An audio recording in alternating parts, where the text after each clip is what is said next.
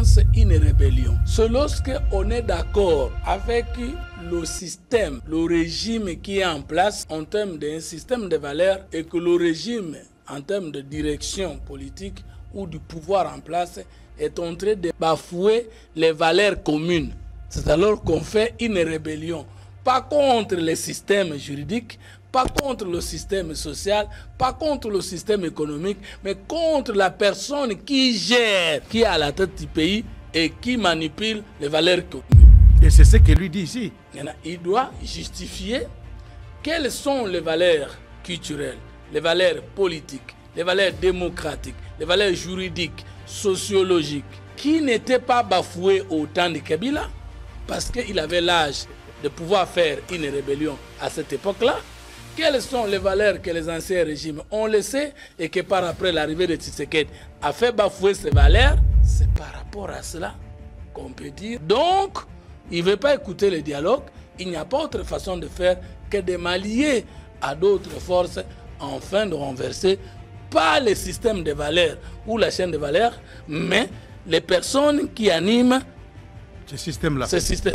Comparativement à la gestion Kabila, Nanga était dans ce pays, Mamba, ici Jean-Jacques Mamba est dans ce pays, et à cette époque-là, ils n'ont pas pris la décision d'aller en rébellion.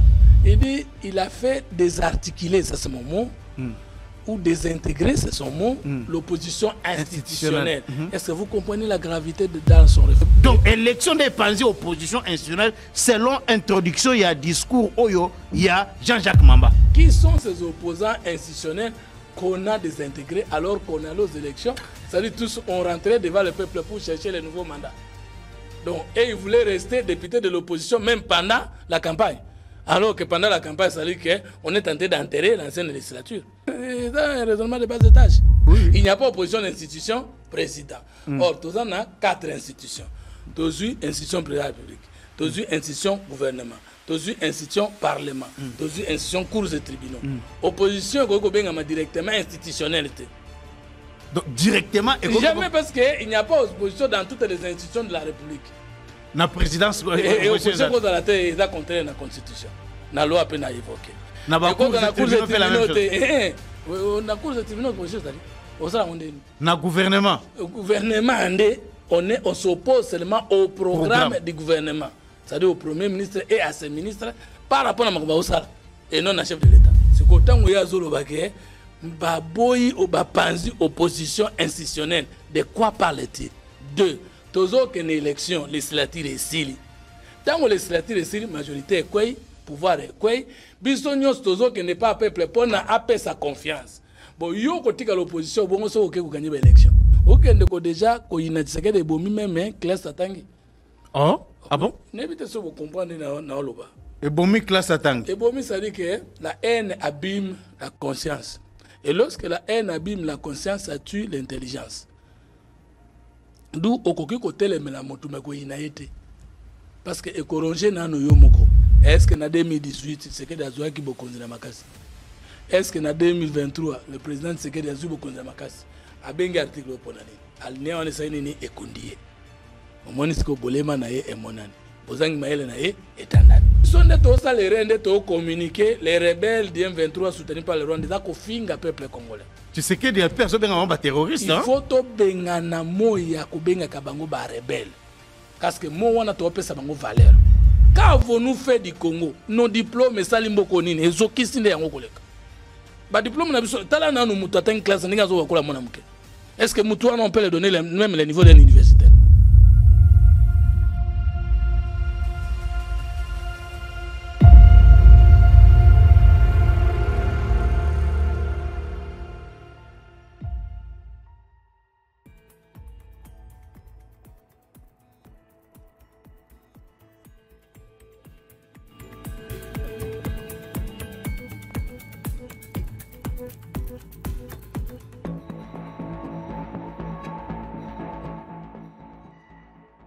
Nous sommes très contents de vous retrouver aujourd'hui dans le cadre de votre magazine Les Débats Congolais. Nous allons aujourd'hui parler de cette question d'actualité. Député honoraire qui vient de rejoindre Corneille Nangaa dans la rébellion. On va placer un mot par rapport à cette question. Nous parlerons aussi du message du cardinal Ambongo, ce message qui continue à faire la une dans notre pays.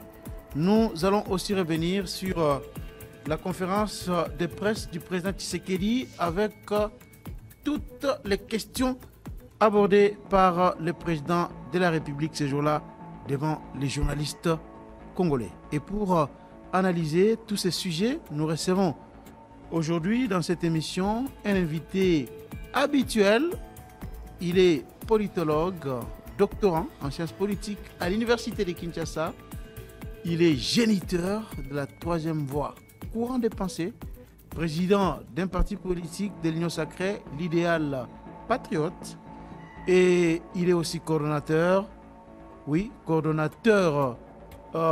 de communicateurs pour la République. Vous avez bien deviné là qu'il s'agit de Messieurs Fumontoto. Bienvenue dans cette émission. Bandeko Nangai Boyeba Malamuke. Semaine au Ezalikoya. Le 3 mars, Nakozala na Goma. Nakozala na Goma parce que na lakaki. Na bandeko na biso. Nakozonga Goma par rapport à la situation, il y a déplacé des guerres. Situation, pas si y a bandeko na biso eza makasi. Pas si eza makasi, bandeko oyo bakimi bitumba, na Masisi, na Rutshuru, bazali ko vivre na ba conditions moko très difficiles. Bazozanga biloko kolia, bana ata mwa lipa ya muke ezalité. Vraiment tokoki te ko vanda sans que tout ça la eloko. Tokoki jamais ko vanda sans poser un acte. Eza malamu te parce que mboka na biso Congo eza lokola nzoto ya mutu. Soki mosapi oya lokolo eza na pasi, lobo pesa na pasi, mutu pesa na pasi. Tokoki jamais, alors jamais kotika bande konabiso bazela kaka organisation internationale et ya kosunga bango alors que nous sommes en mesure ya ko aider bande konabiso.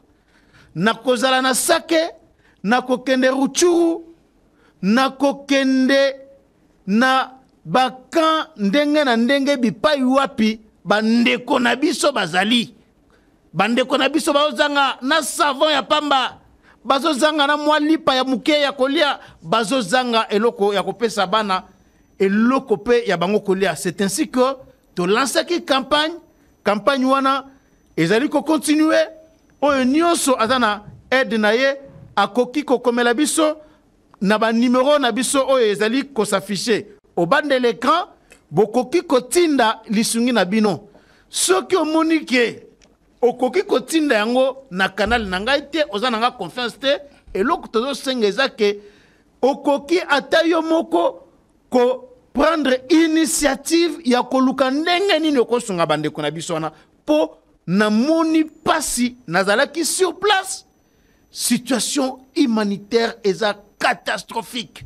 Et sengeli tolakisa vraiment que tozali bana mboka moko situation oyo bandeko na biso bazali ko connaître et sengeli to partager mawana bango to mema fardo oyo tolakisa exemple ya malamu na ba mboka misusu ya Afrique pe ya monde que tozali ba responsable.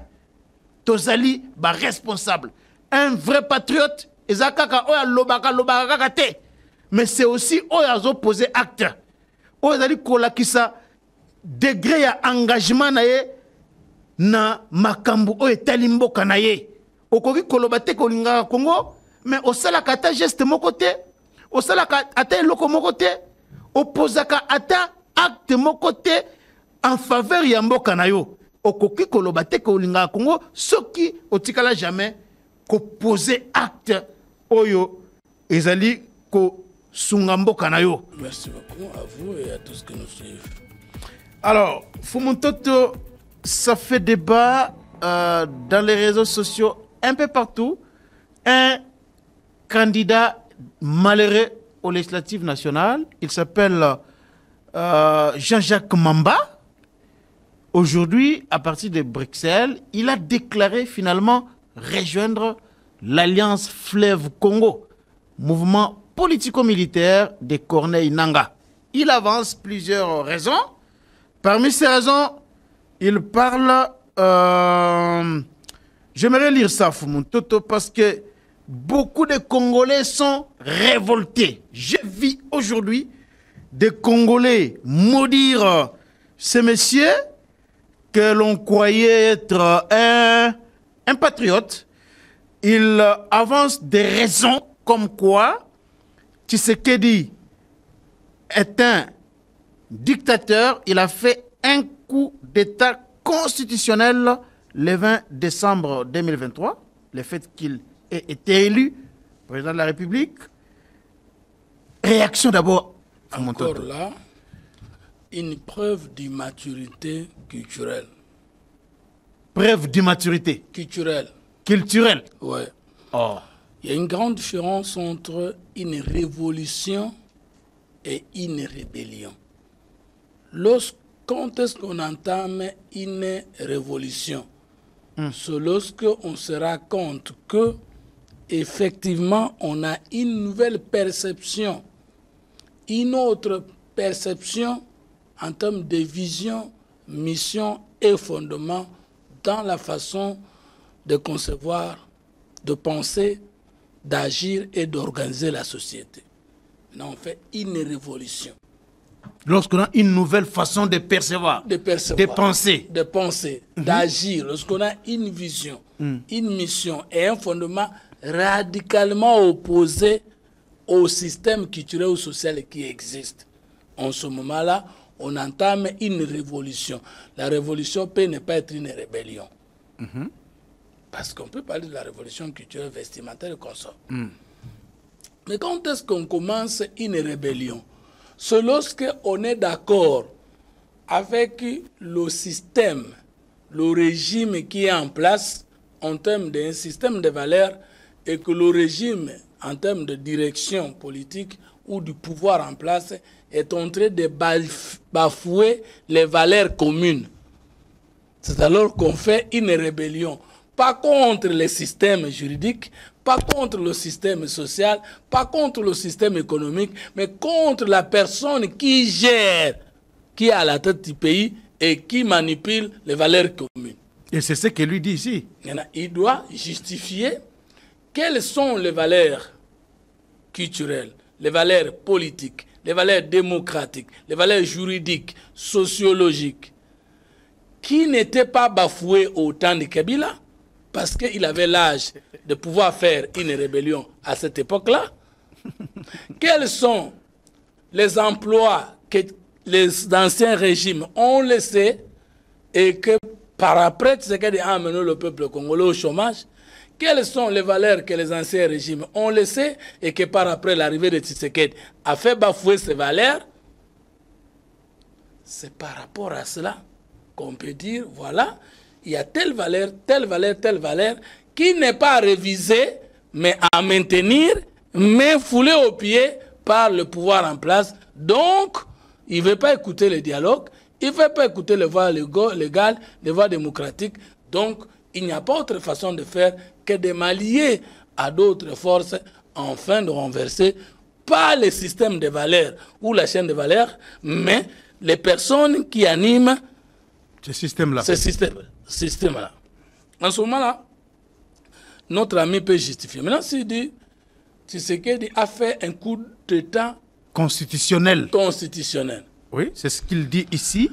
En réponse au coup d'État constitutionnel opéré par M. Tshisekedi du 20 au 27 décembre 2023, à travers la forfaiture électorale qui a conduit à la désignation de l'opposition institutionnelle, les Congolais et les Congolaises de tous les horizons, mis par la volonté commune de préserver l'unité nationale et réunis autour des idéaux de paix, de justice, de liberté, de cohésion nationale, de stabilité, de consolidation du pacte républicain, ont décidé sur le fondement de l'article 64 de la Constitution d'unir force, courage et intelligence en créant l'Alliance Fleuve Congo pour faire barrage à la dérive totalitaire de M. Tshisekedi. Ça, c'est l'introduction de son discours. Alors, prenez les mots. Prenons d'abord, commençons par ça. Le totalitarisme est une forme d'organisation politique dont la dictature s'installe dans tous les domaines, en dehors même de domaines politiques. Maintenant, dans le domaine religieux, où est-ce que Tshisekedi s'impose? Dans le domaine économique, où est-ce que Tshisekedi s'impose? Voilà, là, mon frère, je sais que le colon belge a dit, après enseigner aux Noirs à croire et non à raisonner. C'est-à-dire on utilise les mots, mais on ne sait même pas respecter le contenu étymologique ou le contexte de ces mots-là. Donc le régime de Tshisekedi ici ne s'apparente ni à la dictature, ni au totalitarisme. D'abord, vous avez dit ici, Montoto, que comparativement à la gestion Kabila, Nanga était dans ce pays, Mamba, ici Jean-Jacques Mamba était dans ce pays, et à cette époque-là, ils n'ont pas pris la décision d'aller en rébellion. Mais ici, ils dénoncent le fait que Tshisekedi a fait d'abord un coup d'État constitutionnel le 20 décembre 2023 à travers la forfaiture électorale qui a conduit à la désintégration de l'opposition institutionnelle. Est-ce que vous pensez que les élections de décembre 2023 ont remis en cause les acquis? D'abord, l'ordre institutionnel n'a pas été touché depuis que le président Tshisekedi est arrivé au pouvoir. La constitution qu'il a trouvée est restée la même constitution qui nous a mené aux élections en 2018. Et 5 ans après le régime de Tshisekedi, le régime du président Tshisekedi, c'est la même constitution. Le rebelle Nanga actuel, lui-même dit que le compromis à l'africaine est signé entre le FCC et le leader du Cash, entre la proclamation provisoire de l'élection présidentielle, du résultat de l'élection présidentielle, faisant du président Tshisekedi vainqueur, et la proclamation définitive de ces résultats par la Cour constitutionnelle. Et dans le contenu de l'accord que lui prétendait être le seul accord qui devait révéler la vérité aux Congolais, l'accord était signé plutôt entre le gagnant de l'élection présidentielle de 2018, le président Tshisekedi, pour protéger les camps Kabila au regard des crimes qu'ils avaient commis pendant les 18 ans. Notamment les crimes de sang, les crimes économiques. Nous avons analysé avec vous le contenu de ce présumé accord. Et dans cet accord-là, on n'a jamais montré une seule disposition faisant état du fait que Tshisekedi n'avait pas gagné les élections de 2018. De quel accord et de quel compromis politique mon frère fait-il allusion? Jean-Jacques Mamba. Vous voyez, son grand savoir, le fait de raisonner. Ça, c'est la première chose. La deuxième, il dit, il a fait désarticuler, ça c'est mon mot, ou désintégrer, c'est son mot, l'opposition institutionnelle. Est-ce que vous comprenez la gravité dans sa réflexion? Lorsqu'on est à la fin de la législature, il n'y a plus d'opposition, il n'y a plus de pouvoir, parce que la législature est de 5 ans. Avant d'aller... C'est ça, je ne sais pas. Comment on va désintégrer l'opposition institutionnelle alors qu'à la fin du mandat, le mandat est de 5 ans, il est terminé, nous allons aux élections, c'est-à-dire tous nous allons chercher les suffrages du peuple. Il n'y a pas d'opposition à ce moment-là. Mais il n'y a plus d'opposition parce que le mandat est terminé. Le mandat est de 5 ans pour les députés, le mandat est de 5 ans pour les chefs de l'État. Lorsqu'on allait aux élections le 20 décembre, c'était pour ouvrir la clôture de l'ancien mandat et l'ouverture du nouveau. Mais quand est-ce qu'on pouvait... Donc là, il n'y a pas opposition majorité, il n'y en a pas. Il n'y en a plus. Je ne sais pas, le président de la République, lui-même, son mandat prenait fait de 5 ans. Son premier mandat prenait fait le 19 janvier 2024. Et comme la Constitution dit qu'avant l'expiration de l'ancien scrutin et de l'ancien mandat du chef de l'État, le scrutin présidentiel doit être convoqué 3 mois, soit 90 jours avant. Maintenant, qui sont ces opposants institutionnels qu'on a désintégrés alors qu'on allait aux élections? C'est-à-dire tous ont rentré devant le peuple pour chercher les nouveaux mandats. Donc, et ils voulaient rester députés de l'opposition même pendant la campagne. Alors que pendant la campagne, ça veut dire qu'on est tenté d'enterrer l'ancienne législature. Je pense que... Donc c'est un raisonnement qui ne tient pas debout selon vous. Ce n'était pas. C'est un raisonnement de bas étage. Raisonnement de bas étage. Mais quoi? De bas étage. Mais raisonnons.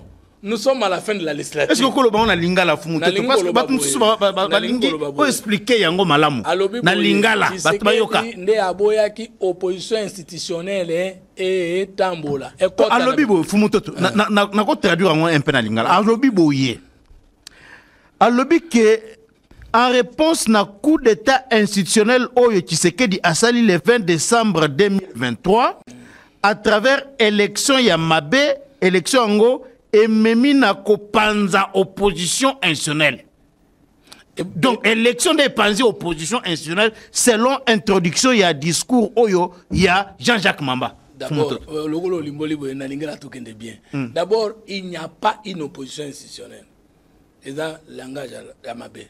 Opposition institutionnelle. Mais parce que l'opposition est allée d'après la République démocratique du Congo dans la 4 institutions, tous dans les 4 institutions majeures d'Amboka. Tous dans l'institution président de la République. On ne s'oppose pas à l'institution président de la République. D'après la loi portant statut statut organisation, fonctionnement et organisation de l'opposition, article 2. Et de l'opposition, le parti ou le regroupement qui ne soutient pas le programme du gouvernement. On ne s'oppose les programmes du gouvernement. Le programme du gouvernement. On a opposé à un chef de l'État. On a opposé à une institution présidentielle parce que le chef de l'État est au-dessus du programme du gouvernement dans sa qualité de garant du bon fonctionnement de toutes les institutions de la République. Et c'est parce que je suis opposé à ce qu'elle a violé la Constitution, au violé l'électoral. On s'oppose seulement au programme du gouvernement. Selon l'article 2, il y a loi portant organisation et fonctionnement de l'opposition à la République démocratique du Congo. Okay. Et qu'on voit l'article 8 de la Constitution qui consacre l'existence de l'opposition. 2. Parce que, deuxième moment, il n'y a que dans une seule institution on trouve la majorité institutionnelle qui est la majorité, la coalition au pouvoir, et le contraire qui est la minorité qu'on appelle l'opposition, c'est-à-dire l'article 3 de la loi portant aux oppositions, c'est-à-dire, quand il y a parlement, coalition ou majorité parlementaire, le contraire minorité parlementaire, on dit babengi opposition. Il n'y a pas opposition d'institution cour des tribunaux. Vous êtes d'accord avec moi? Oui. Il n'y a pas opposition d'institution président. Or, tous on a 4 institutions. Tous institution président de la République, tous institution gouvernement, tous institution parlement, tous institution cour des tribunaux. Opposition directement institutionnalité. Donc directement jamais parce qu'il n'y a pas d'opposition dans toutes les institutions de la République. La présidence et opposition contre la terre est contraire à la Constitution. La loi a peine à évoquer. La cour des tribunaux fait la même chose. La cour des tribunaux opposition c'est-à-dire na gouvernement. Le gouvernement on s'oppose seulement au programme du gouvernement. C'est-à-dire au premier ministre et à ses ministres par rapport à Makumba Osala et non à chef de l'État. C'est qu'autant où il y a Zolobake Baboyi ou Bapanzi opposition institutionnelle. De quoi parle-t-il?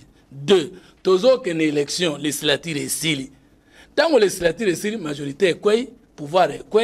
Bisognos toujours que n'est pas peuple pour n'a sa confiance. Bon, yo côté que l'opposition, bon, on sait que vous gagnez l'élection. Pendant les élections, opposition institutionnelle. Et bien alors, ceux qui font la gagner l'élection. Ceux qui Moïse Katumba gagner l'élection. Il y a l'opposition institutionnelle. Non, opposition institutionnelle, c'est le langage de opposition parlementaire et extra-parlementaire. Dans le langage, c'est-à-dire opposant, député dans le Parlement, dans le sénateur, il y a une opposition parlementaire. Il y a une opposition, mais ils n'ont pas de députés, ils ont extra-parlementaire. Comme ici, il y a une union sacrée, union sacrée parlementaire, union sacrée extra-parlementaire, c'est-à-dire que tous les députés na quantité. Aucun de déjà ko inatiseke de bomi même classe atangi. Oh, ah bon? N'évitez ça vous comprendre na oloba. Et bomi classe atangi. Et bomi ça dit que la haine abîme la conscience.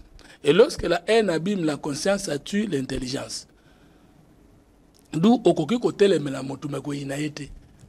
Parce que ekoronge na no yomoko.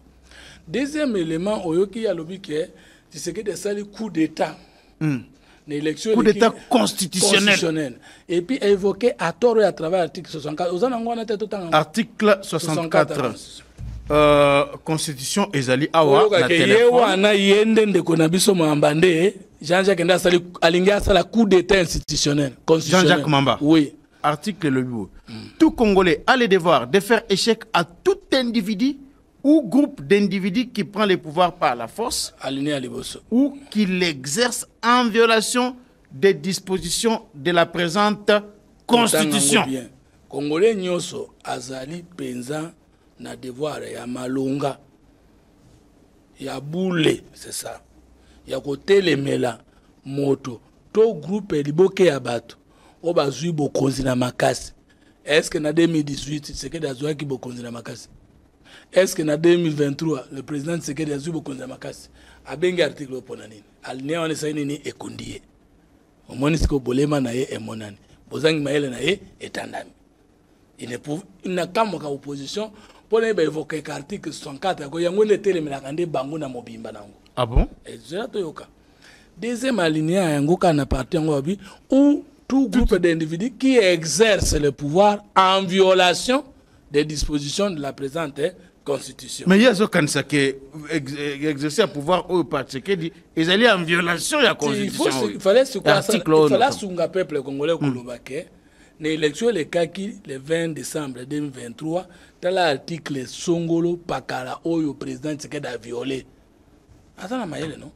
Il fallait l'exception de l'élection le kaki en 2018 dans l'article Songolo Pakala Oyo président Tshisekedi qui n'était pas encore président a violé qui peut accorder dans le pouvoir.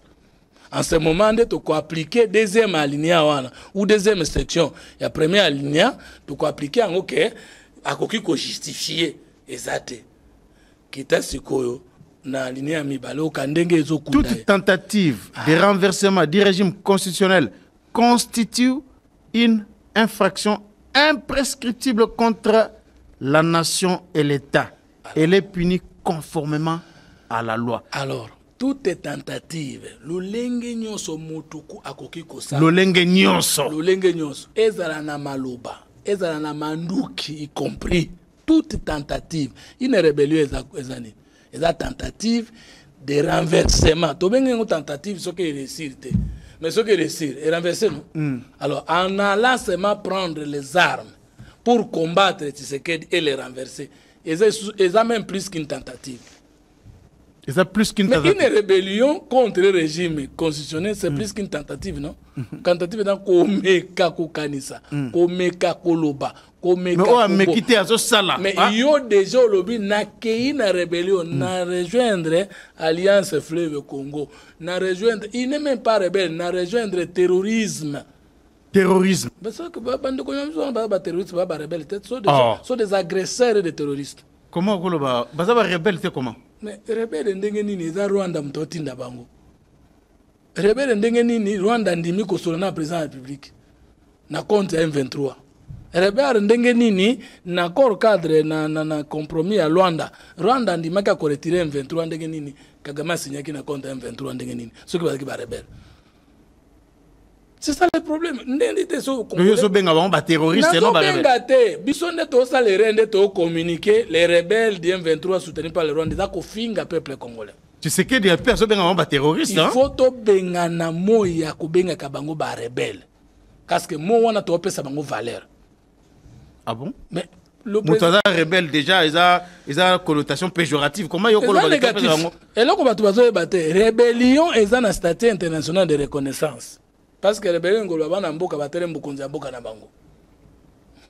Par contre, agresseur ngoloba banguna ya mboka mususu bato mboka mususu ba yeko bundisa bokonza mboka na biso. C'est comme Kagame to ko benga rebelle était quoi. To ko benga rebelle était un agresseur parce que Congo za mboka na été.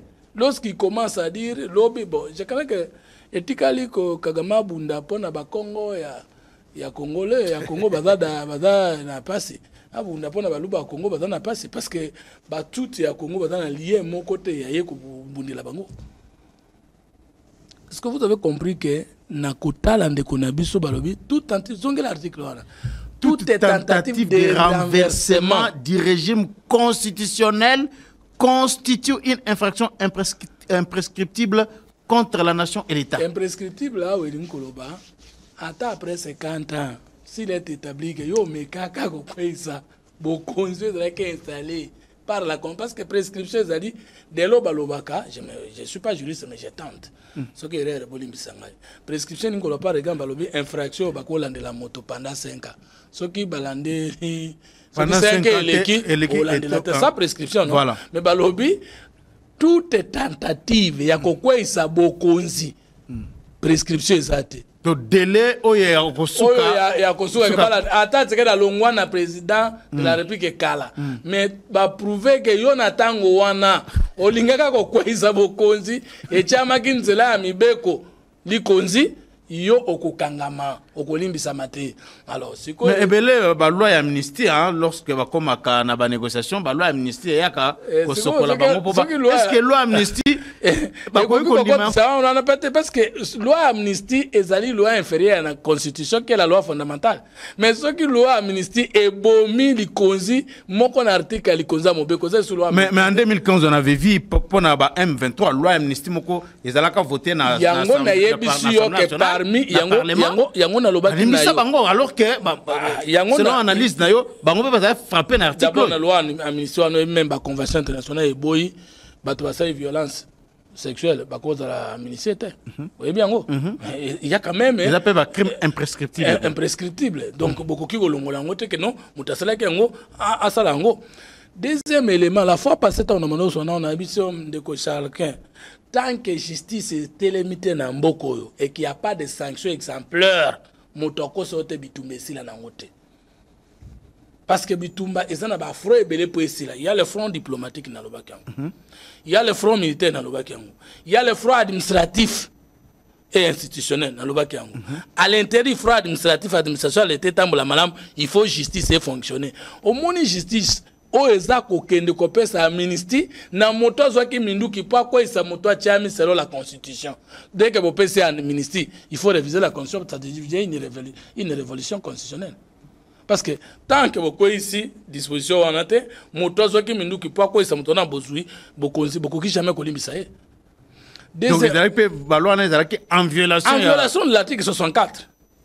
Et ndeko nanga ndeko Jean-Jacques Mamba bayebake bango il n'y a plus de chance pour na bango koya kozala intégrer na ba institution de la République. Comment il n'y a plus de chance? Mais parce que bango ta wasa rébellion balingi bako isa Tshisekedi oya koti na bokonzi na nzela ya minduki te na nzela coup d'état te. Tshisekedi a koti na 2018 na nzela ba élection proclamé provisoirement vainqueur na CENI et définitivement vainqueur na Cour constitutionnelle. C'est ça le régime constitutionnel, non? Parce que tant que Sikoyo, Tshisekedi élu na majorité écrasante à 73,47% na peuple congolais.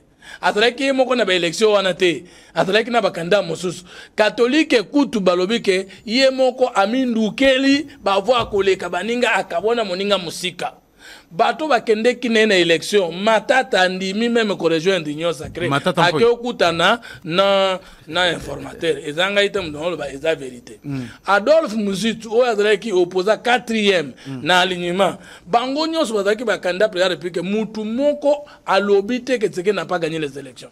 Communauté internationale to sali investiture la chef d'État baye plus qu'une délégation, plus de 20 chefs d'État et chefs de gouvernement baye to kwei ni na illégitimité, illégalité, illégitimité sur le plan interne, non plus sur le plan international.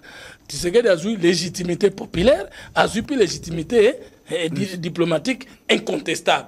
Il y a un individu, Jean-Jacques Ozoloba, lui aussi était candidat député. Jean-Jacques Mamba. Avec candidat député. Soka Azwaki.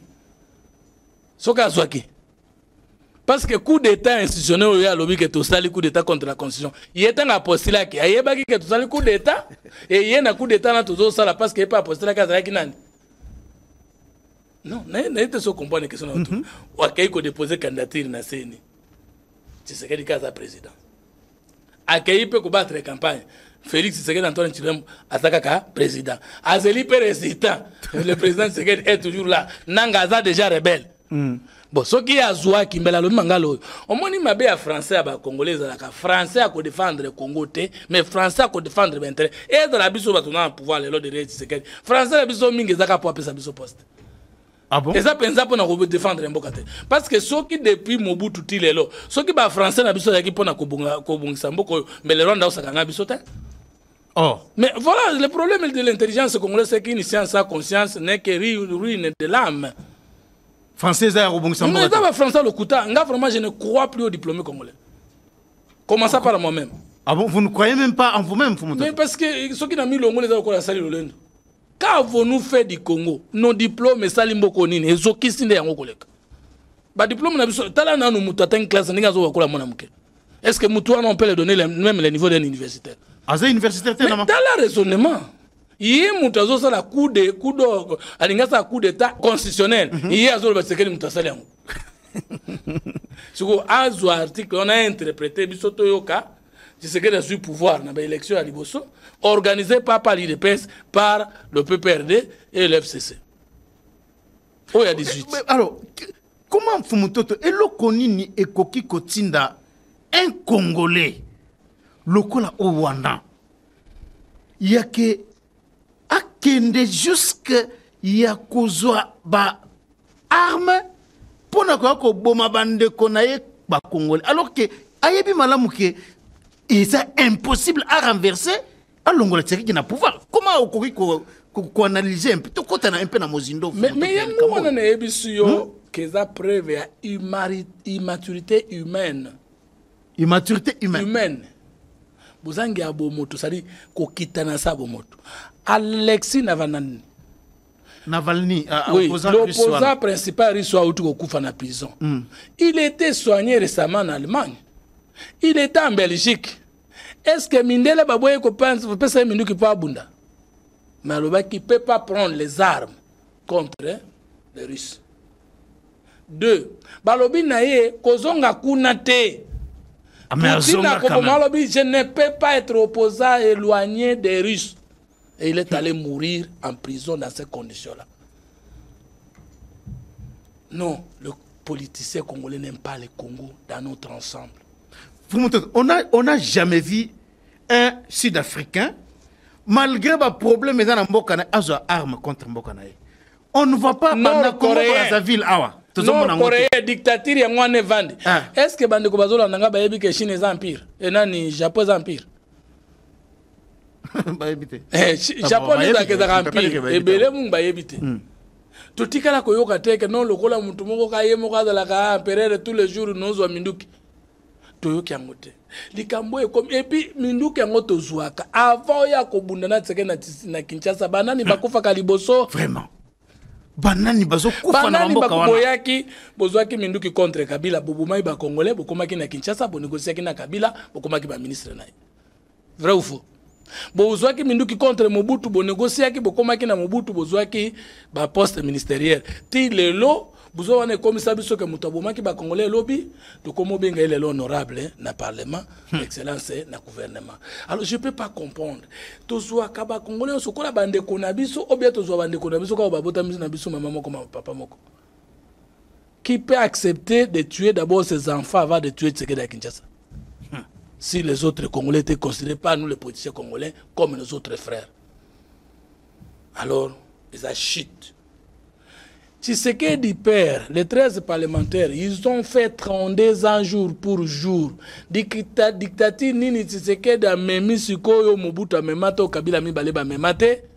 Et Tshisekedi a bando vanda kaka na résidence surveillée. Ba pekis, ba yebse, tout ça la branche armée, de je ne peux pas prendre les armes contre mon peuple. Lui n'a pas été Jean-Jacques Mamba passe ni na nyokwami ya kokota boloko na buluo kolekisa mafere na nzoto. Il était député ici, il gagnait. Il ne fait même pas de partie des Congolais qui ont souffert. Ah ça n'a pas ta loi mon côté loko malonga sali na parlement tout le monde a parcours politique na été. Ya makasi ni basali ye koleko basala Tshisekedi père. Poids politique nini ya zanango koleka Martin Fayulu Adolphe Muzuto bandomi balobi ke oui ya élection bien organisé, mal organisé. Attends, matata mponyo nyonso. Attends, matata mponyo. Attends, Moïse Katumbi. Aleki bango na nini? Bango balobite. Élection et salé zaka élection. Tondimi ko sa l'opposition. Ya yeni nina nanga. Congo faire Tshisekedi a faire perdre bango na vie na bango. Etindi bango ba boma ba congolais. Po ba ke wana ko boma Tshisekedi te. Bazo kenende ko boma ba congolais. Po Tshisekedi bazo yete. Bako renverser. Bako renverser yete. Bako kayete. Ils vont tuer les innocents. Donc,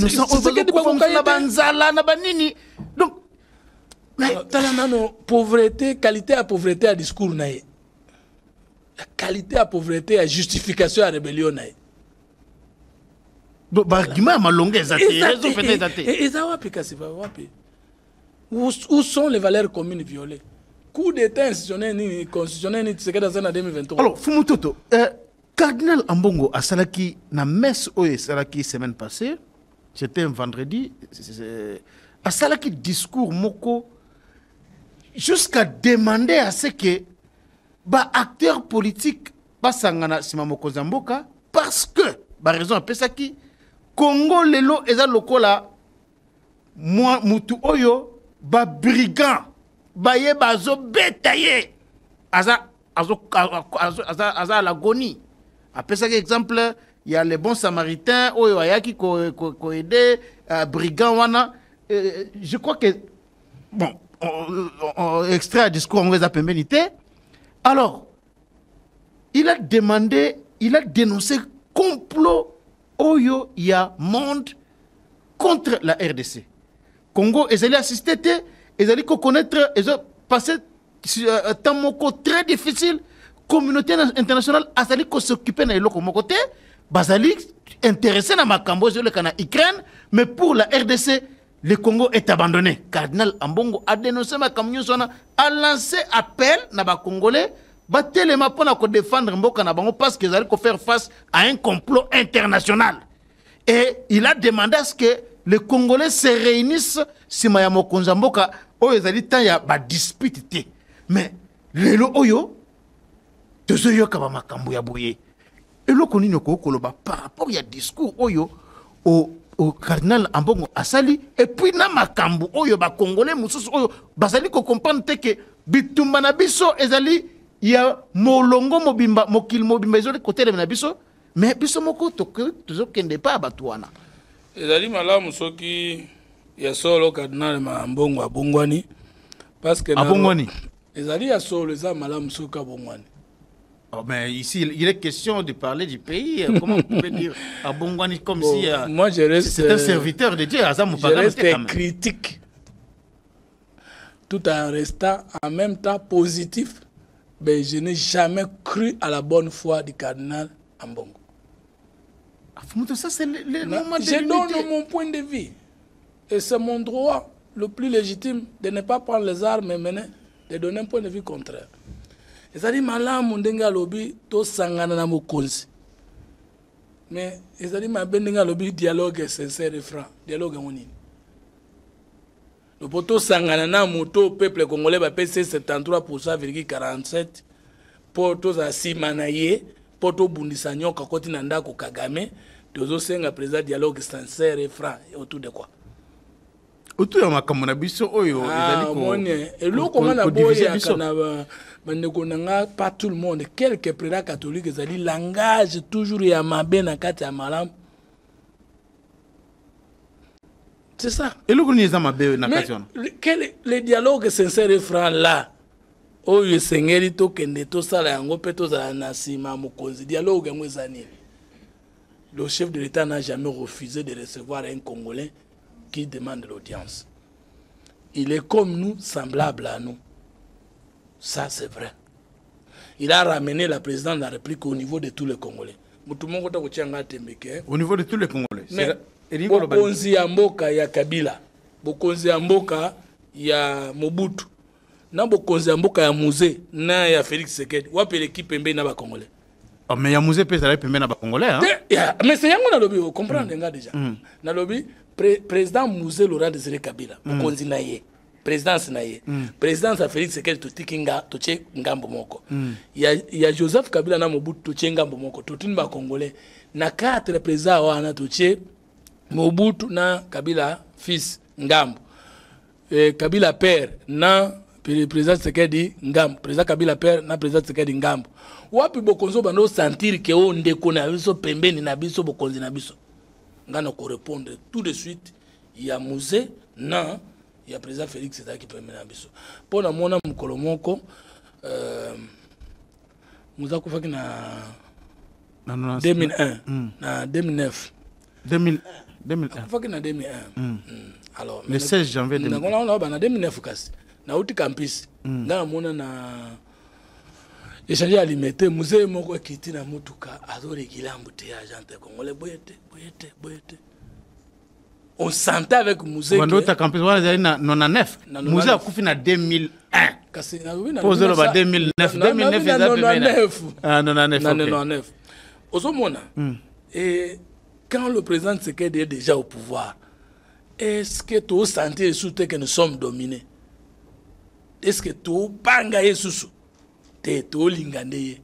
Soit tu l'aimes, soit tu le contestes, mais on n'a plus la peur. Tant que les canesi que quoi musée na présidence de la République, na palais de la nation. Est-ce que tu banga sous d'abord babare nyo soyele kaki wana ah voilà bokonzi wana yeye pembeni na biso. Bokonzi wana esa lokola ya biso. Quand tu vois sa façon de communiquer avec les journalistes, de rencontrer les Congolais. Peut-être que beaucoup d'en été beaucoup tianga tembe, mais so okutani na le président Tshisekedi na moi sinaye. Au sentir que que seni sibino ka yaza président yoza président. Mais à même là beaucoup de à niveau on sentir que il est plus grand parmi nous, mais il est aussi égal et même inférieur à nous. Ça, c'est très important parce que Moutounio, tu vas vivre trois rapports avec les autres. Tous nous sommes égaux, chacun de nous est inférieur, au même moment qu'il est supérieur, parce que chacun de nous détient ce que l'autre n'a pas, et chacun de nous est inférieur à l'autre. C'est ça un peu ça. Donc, ngana koki kotuna yo sikoyo. Na bande kuna biso wana ya catholique. D'abord senga mokonzi dialogue, eza ko cacher nini? Eza ko cacher nini? Parce que yo kasi élection l'équipe bien. Bondimi ke président l'équipe n'est bien. So dialogue pas na biso za kinini. Ko vanda po makambo ele kai bien te. Ya liboso. Ya mibale. Esika na d'accord na été. Avant le bamwana ke biso to sanga na mokonzi alobi boye bato bazo bunda ba okufa pona biso bazo ulala nzala bazangela kwa kolia na ebise makambwana. C'est aussi un message de découragement de ceux qui sont sur le front, mais je sais que depuis que le président Tshisekedi est au pouvoir il est civil tant on buta zo ke natiki biso armée makasi na 97 soldat zaki na 30 ans siko zo mna akoma na mbula boni Kabila tike ko sa recrutement. Kabila perd 4 ans, mais Kabila a 18 ans à ça recrutement. Le président Tshisekedi a ça recrutement. Équipé armée na biso. Équipé service de sécurité na biso. Équipé pe kolia na bango comme na bango, je suis témoin yo wuti na France. So monaki policier na ni militaire congolais dans la na France. Yo wuti na ça. En tout cas, na mona ngote. Ba déclarer en gros. Pourquoi lui doit-il communiquer que bon bazo bunda pona biso ba lanza boza na même lipa kolia. Bon, alingi ba salaire na la vie à la hausse, non?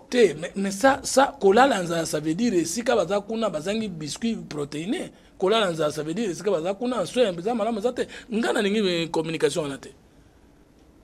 Soit vous le dites parce que c'est vrai que c'est mabé, soit vous ne le dites pas parce que vous n'avez pas de preuves en confirmant des choses. En affirmant des choses. Je ne sais pas si vous avez compris que langage on a nyoka ngali ngote. Dédé. Alors, le président catholique soba côté mokonzi c'est que marché moko ya golukeza ina. Mais fumuntoto o iza tangu ya kosangana pona ko défendre mboka na biso a dénoncer complot international aussi yangote. Na lobby boye naza totalement d'accord na message ya unité autour du chef, autour de notre armée, autour de nous-mêmes en termes de conscience poto lungwana dikama. Je suis totalement d'accord avec lui, mais j'ai mis des réserves par rapport à l'histoire. Ba na bango na ngutu bazaki ndengeni. Soki ba linga zo eloko pane, ba beti maloba bien. Soki eloko ne se swami nous avons confiance na cardinal Ambongo apparemment Fumutoto. En attendant bongona.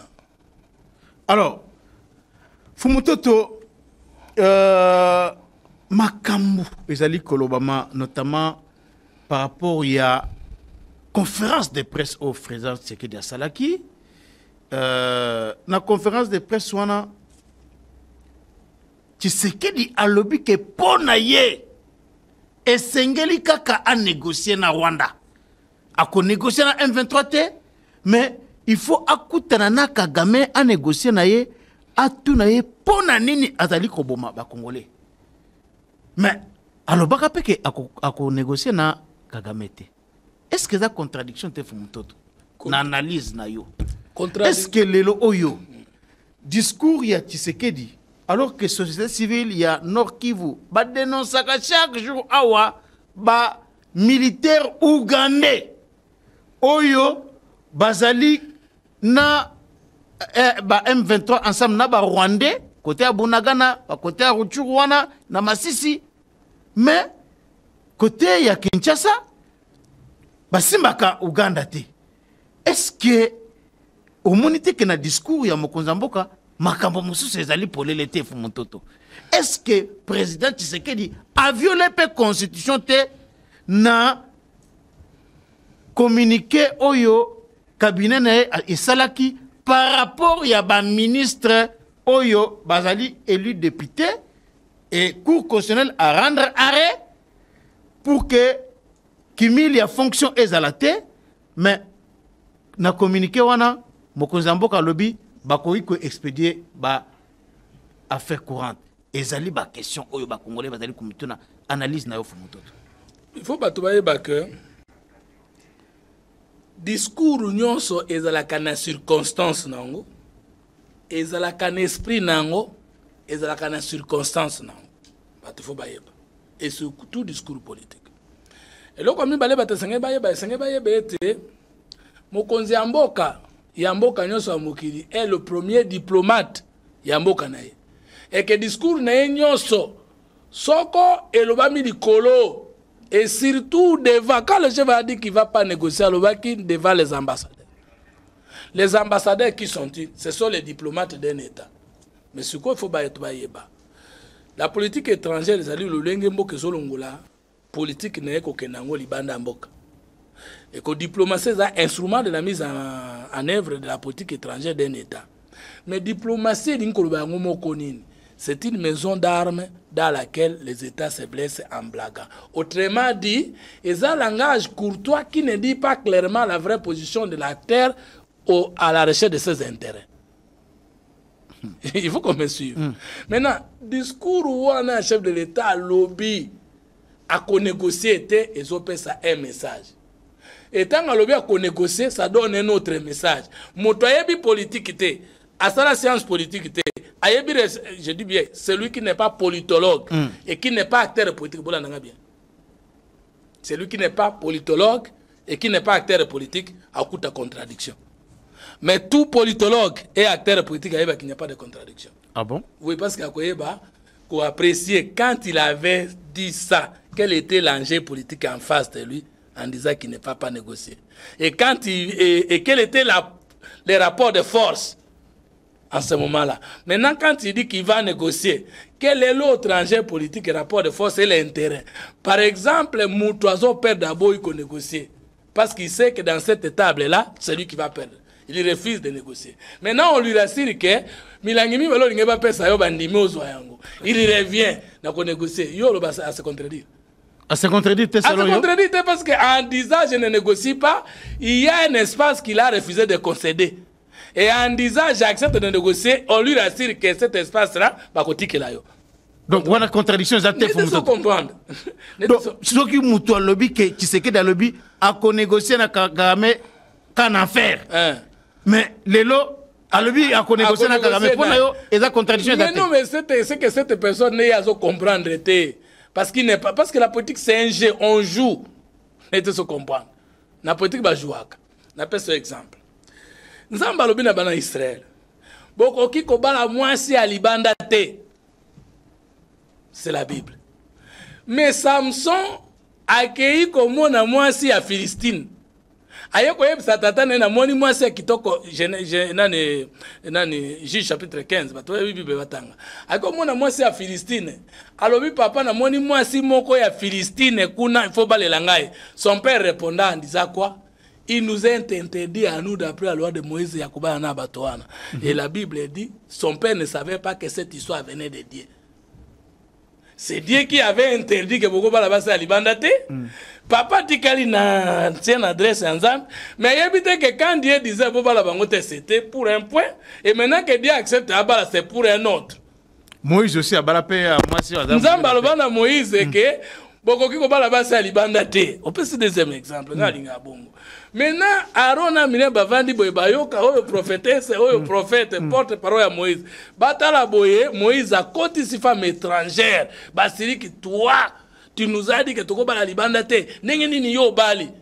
Moïse tellement qu'il n'est doux parce que c'est qu'il n'a pas plutôt que na ngomba lobby tokende koyeba nani nzamba ponaka atrenga na bino nana zwaki malade ya maba ezalaki Moïse te ezalaki Myriam pona nini il s'est opposé et il ne savait pas que cette histoire vient de l'Éternel. Maintenant si dans Dieu on peut trouver des discours opposés mais non contradictoires. Mais pourquoi en politique on peut d'abord na sungayo parmi les caractéristiques du pouvoir politique, c'est trois dans mon science politique. Il y a la passion idéologique, l'ambiguïté et l'ambivalence.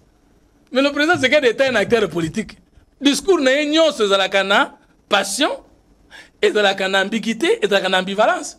Mota yebi biloko wana ta koloba contradiction te mutuyo sa science politique yebi que le pouvoir politique est ambivalent, est ambigu et passionné d'idéologie.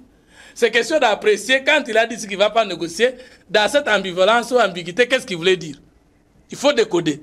Il faut décoder. Il faut décoder. Alors Mota yebi tout politologue qui me suit ce que vous êtes en train de dire, c'est la pire de vérité. Seulement qu'il y a beaucoup d'acteurs politiques qui ne savent pas que les sciences politiques existent. La politique comme science existe. Et la politique comme art n'est pas donnée à tout le monde. D'où, au Congo, il y a un grand politologue, mais un faux acteur politique. Au Congo, il y a un bon acteur politique, mais un non politologue. Tshisekedi est un fin diplomate. Parce que Azo joué dans 5 ans face à des régimes de plus de 15 ans au pouvoir dans la sous-région. Parce que Azo joué dans 4 ans face à Joseph Kabila qui a fait 18 ans. Dans l'analyse, dans politologue, ce n'est pas un petit esprit en politique. Et quand des petits esprits viennent analyser, les critiquer, ils ne le comprennent pas. Donc, pour tu comprends que pour il n'y a pas de contradiction dans le discours parce que lui, il a dit quoi? Kagame demandait que, même dans le discours on a pas de presse, il a développé que l'accord au Basignaka en 2013, ils ont vendu la souveraineté nationale. Je ne peux pas accepter que je négocie avec ces gens-là. Or, quand il disait qu'on négociait, lorsqu'on lui a imposé que le problème est interne, il faut négocier avec ces gens-là. C'est alors qu'il a dit qu'il ne peut pas négocier. Maintenant, lorsque Tshisekedi accepte aujourd'hui, quand est-ce que Tshisekedi accepte aujourd'hui de négocier? C'est lorsque Kagame lui-même déclare que Nazako se préparait pour la sécurité, Nangai pour la moni, Tshisekedi a somi Mindu Kikuna. N'est-ce pas Congolais Bazolanda? Est-ce que Kagame a tika kolela, Natanga Kabila, Kagame se plaignant? Kagame tanga mukombo ya Mundu Kabila sombiawa? Atanga, mais maintenant Kagame commence même à citer les noms de l'arme où ils sont au Congo. Et lorsque Tshisekedi parle, il dit Congo ya lobby, oh ebando sakaneza ya lelote. C'est-à-dire que Tshisekedi se trouve déjà. Et puis il a détaillé. Quand est-ce qu'il accepte aujourd'hui d'aller négocier? C'est lorsqu'il a des partenaires internationaux qui sont déjà en faveur de sa cause. Même Moukolango ya bandoko lobaka ko négocier. Je vous avais dit ici que ya aboyité. Aboyinde lolenge moko ba senga une négociation. Alors, je t'avais dit ça. Et lui-même, il a dit quoi?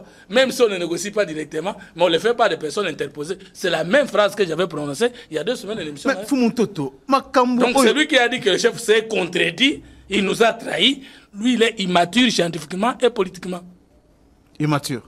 Toi, lobby qui est à se contredire, à ça immature politiquement et scientifiquement. C'est-à-dire, la politique, c'est un art de réseau.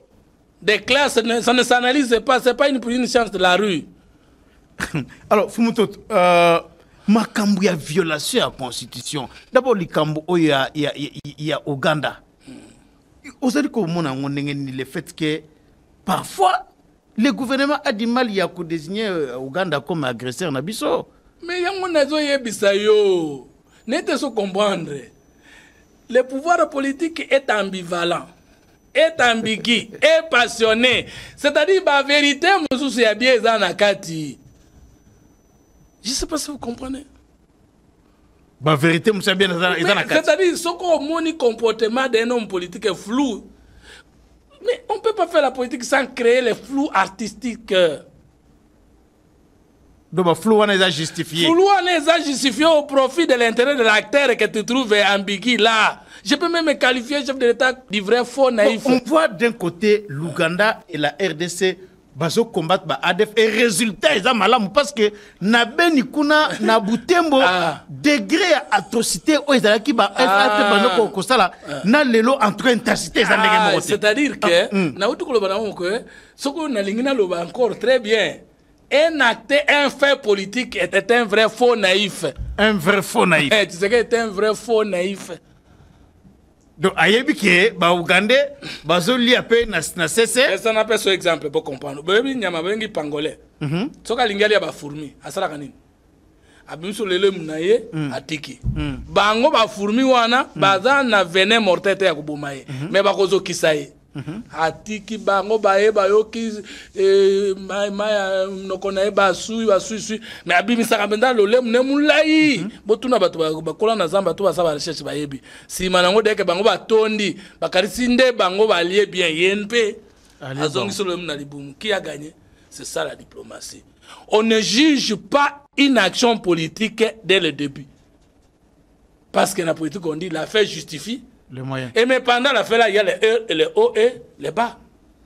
Moi, je vous assure que ce que le président a mis Sungi, à l'homme qu'il faut à la place qui fait défaut, croyez-moi, tu sais qu'il a un entourage de 40 personnes de bonne volonté. Même si Madame était. Alors, à Kosala Bika, moi, Namboko Oyo, Koleka, Oya Salaki na 5 ans, pe na sous-région. Parce que lorsque lui-même dit clairement que Botika kwa attaquer l'ambassade de Wana, Botika États-Unis à Zanabiso. On appelle Australia qui vrai faux naïf. Vrai faux naïf et Zanin. On appelle na l'Kambouana, Azalipe Australia qui vrai faux naïf. Oh, mais tu comprends. Tant que tu es ndima ko yoka na Kagame abenga ka frère. Tant que yoko mona kalingo bongisa te en frère le Congo. Azona kana ite. Alors, ça veut dire dans mon espace à Congo. J'assume ce que j'ai dit. C'est-à-dire, à Mouni Kagame, la position de faiblesse, il y a côté Kamakama Congo. Ça, j'assume. Alors, donc, pour dire que, oh, il y a condamné Mokonzi, la place où on a évité Mamonde Zoleka. On m'a trouvé des communicateurs rebelles. Il y a des communicateurs qui n'ont pas de données. Tous les communicateurs, avant de communiquer, on a pouvoir, il faut senga entourage, éléments de langage. Pour que son opposition réelle, na carte, pour emballer communication. Mais si tu vois quelqu'un qui a du pouvoir, il commence à dire, les chefs ne pouvaient pas dire ça. Les chefs ne peuvent pas communiquer de cette manière-là. C'est-à-dire, il n'a pas l'information. Ah bon? Attends l'émotion. Est-ce que c'était que non, il y a encore ça, il appelle liberté d'expression ailleurs, après son point de vue ailleurs, il y a le président a une illégalité pour considérer rendre un arrêt, et puis le président a écouté les mélaillons au Fumutoto. Tango Jaël a bomaka, moto a ko bunisa Israël. Yatika la ko yebisa yete ke nazo bomayo. Amona ke ennemi Israël, a ilembi alinga pe me panaye. Après ça qui est maï, à sokula qui est, à pakula qui est mafuta, tanga lali, ndazo qui marto boma qui est. C'est pas ça la diplomatie. Quand je dis que Tshisekedi est un vrai faux naïf, ça dit c'est un fait diplomate. Mais vous avez vu comment le président Tshisekedi a mené les combats diplomatiques avec l'FCC dans ce pays. Maintenant, c'est pas la première. Les combats politiques, ça c'était les combats politiques ou diplomatiques? Ah, bon, diplomatie, c'est à peine interne. Quand on dit il faut avoir un langage diplomatique, ça veut dire quoi? Il faut savoir cacher certaines choses pour qu'aboutir Nelo Kozoluka. Et je crois que le président Tshisekedi est très avancé dans Makambouana. Et puis, même temps, le président Yakoufi Wana. Aujourd'hui, on a dit que la diplomatie, ça déjà dans le président Moussou Bosoye. Afrique du Sud. Est-ce que quand est-ce que Joseph Kabila a gagné la guerre par la SADC? C'est lorsqu'il était en bonne odeur avec le président sud-africain. Et vous pensez que c'est qu'elle est en bonne odeur avec le président Ramaphosa? Il a accepté de négocier parce que les indicateurs sont ouverts en faveur du Congo. Ça, c'est moi qui le dis. Et je le dis en connaissance de cause. Donc, il n'y a pas de contradiction. Alors, maintenant, la violation. Comme dans cette émission, il y a violation. Qui c'est qu'il y a une illégalité parce que Cour constitutionnelle est Katilikambu pour la Koboya accumuler la fonction, mais il y a un lobby de ministre élu, mandataire, bakoki ko expédier va faire courant. Et loko bomi bandeko ba lobby que président en illégalité, c'est d'abord ignorance des sciences administratives et du droit administratif. Deuxième ignorance, c'est l'ignorance de la pratique politique mondiale. Ah bon? Je l'assume en tant que politologue engagé. Et loko nini babengi intérim. Et la fonction est encore pleine. Je dis bien, la fonction est pleine, sauf restriction faite du fait de la loi. Comme par exemple, balobi que ce qui est président de la République a empêché, le président du Sénat assume l'intérim pendant autant de jours, mais pendant la période d'intérim, on ne peut pas déclarer la guerre. Oyoki que la fonction ya mutuana kwa assumer intérim, fonction présidentielle cause à la pleine. Mais pendant l'intérim, on a montré que loi ya ngomoko e kakula ba principe mosusu. La nanga bien. Deuxième élément, yo zali DG, ngana za DG ya. Ce qui os a empêché, les DG n'assument pas l'intérim. Obano yo kabato mususu abazobenga mama Fifi Masuka saini gouverneur intérimaire du roi là. Et ça injure na droit administratif. Aza gouverneur intérimaire alors là Aza vice-gouverneur qui assume toutes les fonctions pleines du gouverneur en cas d'empêchement. C'est ce que ça veut dire. Intérimaire une koloba na fonction on a adjoint à kitani été. Hein? On a bazui moto mosusu par un acte de création du pouvoir à côté de assumer intérim. Oyoka mutusa zoloba et sengeli président Jean-Pierre Bemba nde sengela qui a assumé intérim. Quel est le degré d'ignorance? De mutusa zoloba, on devait imiter les cas d'Alphonse Louis Koyagialou et ndengeni ni muzito alongwa kaya kitana. Mais ça c'est une aberration grave. Oyoki ke mutona zo ebelo ko bengi intérimité, ayebi différence on va faire courante te. Adolphe Muzitu démissionne, tout le gouvernement tombe. Vous allez ainsi assumer son intérim alors que la fonction n'est plus entre les mains d'Adolphe Muzitu. Donc lui Alphonse Diallo, assumant l'intérim d'Adolphe Muzitu, c'est une insulte à l'endroit du droit administratif et de la pratique politique à travers le monde. Maintenant, quelle est la différence? L'intérimaire, ce qui gouverneur intérimaire, intérimaire, une entreprise publique à suspendre DG. Bazui directeur moko ya maison batieye DG intérimaire. Le DG intérimaire va poser tous les actes d'État sauf mokonzo ya tieye soka kakolaki ba attribution na mosusu. Par contre, la ndanga suko pour batoyer ba chef de l'État ni de près ni de loin article violé. Pesoko yebi juriste moko, administrativiste moko, politologue moko, qui soit du pouvoir, qui soit de l'opposition. Oya linga prouver que na kwasime va faire nani courante. Il y a un gouvernement, il y a une violation d'une petite disposition de la Constitution ou d'une autre loi de la République. Bengelanga et tout ça, débat contradictoire. Ah bon? J'ai dit, aux après à affronter Moutouana, qu'il soit juriste, qu'il soit politologue, na quoi il s'agit, je prends l'engagement devant le peuple congolais. Alors, na kotangi ça est platiwana. Mais ce n'est pas tangi ça, on a évité, na gondi manami so abatu. Mais en attendant, na lobi na kobeta à plate couture. Yoka. Et c'est ngalité batoba ça la confusion le makamboyo. Na moni ba confuser belé. Jusqu'à ce que le président Vital Kamerhe a boyi ko assumer les affaires courantes pour être dans le parlement. C'est grave. Et c'est grave. Oui, Vital Kamerhe a sali. Et c'est grave. Et go ça le matin. Je suis fier aujourd'hui d'être politologue au Congo et à ce net moment. Je suis fier aujourd'hui d'être communicateur du chef de l'État. Je suis fier aujourd'hui d'être communicateur du pouvoir pour défendre l'évidence scientifique dans quatre actions politiques à Félix Tshisekedi. Et là, on dit qu'il y a affaires courantes. Il va expédier les affaires courantes ou assurer les affaires courantes. Or, pour l'intérim, il va assumer l'intérim. Pour affaires courantes, on va assurer les affaires courantes ou expédier les affaires courantes. Affaires courantes, c'est l'incolobanini. Pouvoir, motoadreki na yango à quoi ici? Aza sous-souté. À longwe, soit à révoquer, soit à démissionner. Mais kolo pouvoir wana na yete. Moto yazalaki wana akoki kokendete en attendant la remise et reprise ou passation du pouvoir na moto azoya. Période wana ezali ke o yazalaki na bokonzi aza esu na yango te mais mosusu na koti te o ya vanda azozela koya na yango ne babengi na droit administratif assurer les affaires courantes. Suko place ni Félix Tshisekedi a violé la constitution. 2. Botanga article 78 de la Constitution. Article 78 de la Constitution. On est à la fin de l'émission Fumutoto. Papa, personne n'a 10 minutes si sa place on a 10 minutes c'est belé. 10 minutes OK. Article 78. Le président de la République nomme le Premier ministre au sein de la majorité parlementaire après consultation de celle-ci. Il met fin à ses fonctions sur présentation par celui-ci de la démission du gouvernement. Alors, si une telle majorité n'existe pas...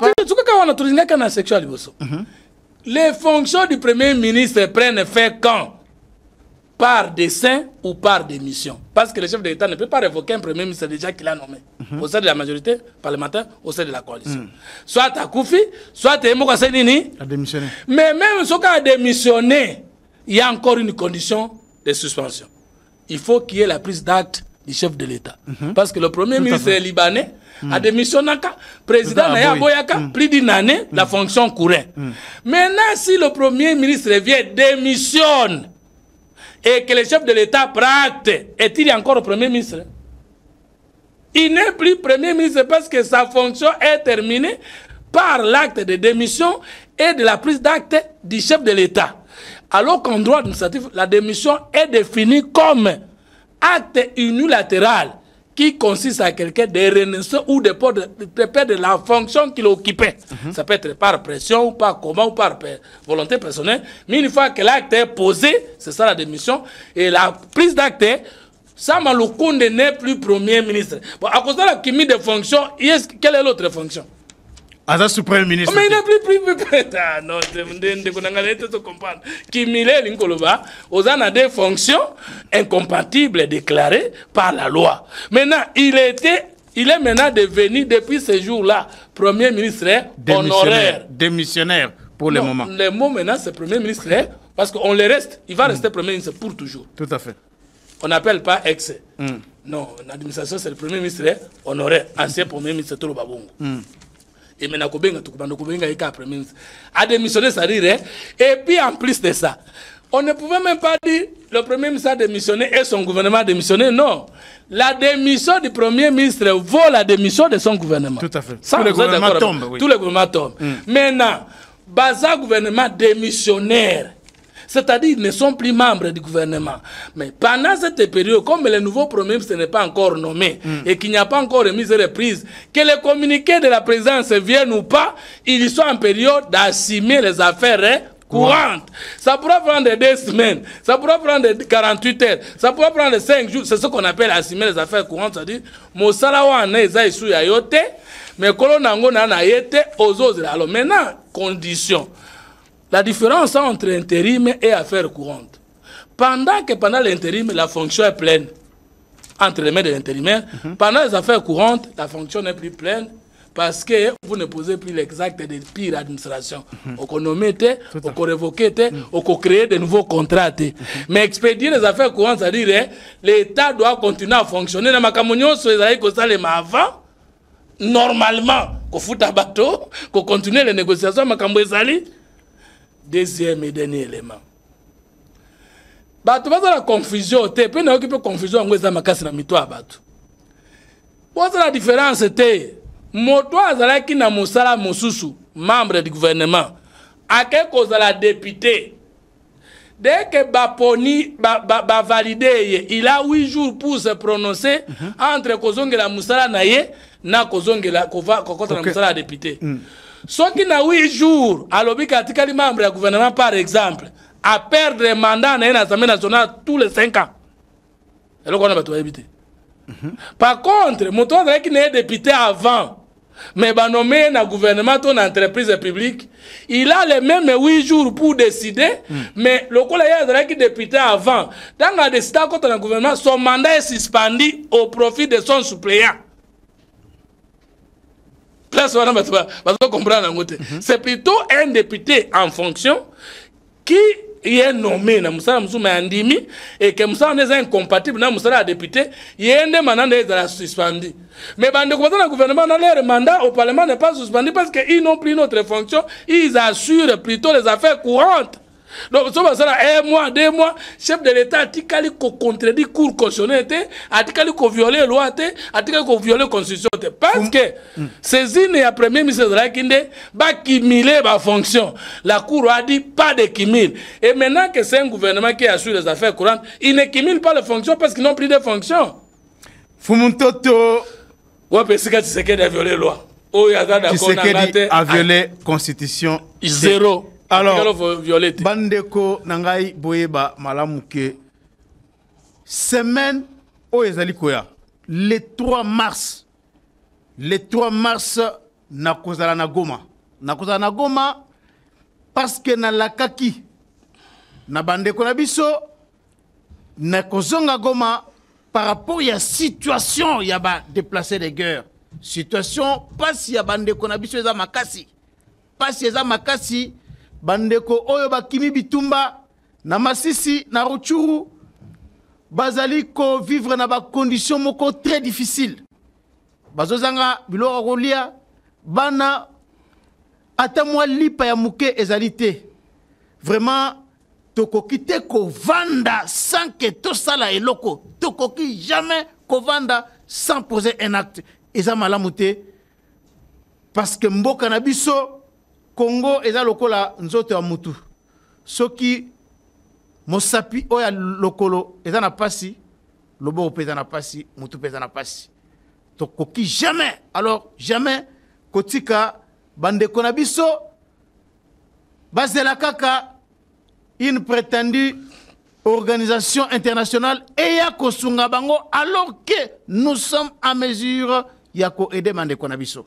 C'est pourquoi nazali ko remercier ba nyonso oyo ba yoki message na ngai awa bazali ko contribuer mususu na moni batinde ba $10 mususu ba $20 na ko remercier particulièrement monsieur Benoît Kayembe ayebisa kingai que soki na yambi Fumutoto na pesa yembote Fumutoto yamba mbote ya monsieur Benoît Kayembe aza na France aza parmi batu oyo balingaka balandaka biso makasi basutenaka émission oyo po ba partager kango na ba groupe WhatsApp bipai ba congolais bazali à travers le monde et nazali ko remercier pe colonel Badibanga na Belgique a benga kingai vraiment pona ko partager douleur oyo tozali ko ressentir chaque jour oyo na situation oyo tozali ko connaître na